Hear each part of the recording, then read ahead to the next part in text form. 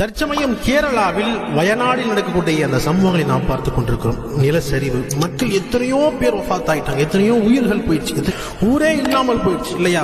அந்த சம்பவங்களை பார்க்கும் பொழுது, இந்த காட்சிகளை பார்க்க பார்க்க மனசு ரொம்ப வேதனையாக இருக்குது, கஷ்டமாக இருக்குது.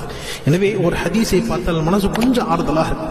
ஹதீஸ்ல ரசூல் ஸல்லல்லாஹு அலைஹி வஸல்லம் சொல்லியிருக்கிறாங்க, தண்ணீரில் மூழ்கி வஃபாத் ஆகக்கூடியவர்கள், இன்னும் காலரா நோயால் பாதிக்கப்பட்டு அதில் வஃபாத் ஆனவர்கள், இதே போன்று வயிற்றோட்டத்தில் வஃபாத் ஆகக்கூடியவர்கள், இதே போன்று கட்டிடம் இடிந்து அது மேல விழுந்து வஃபாத் ஆகக்கூடியவர்கள், இவர்களை பார்த்து ரசூல் ஸல்லல்லாஹு அலைஹி வஸல்லம் ஷுஹதாக்கள் என்பதாக சொன்னாங்க. அல்லாஹ்வுடைய உயர் அந்தஸ்தை பெற்றவர்கள் என்பதாக சொன்னாங்க. நிச்சயமாக இந்த ஒவ்வொரு சம்பவத்தை பார்க்கும் பொழுது மனசு ரொம்ப வேதனையாக இருக்கிறது.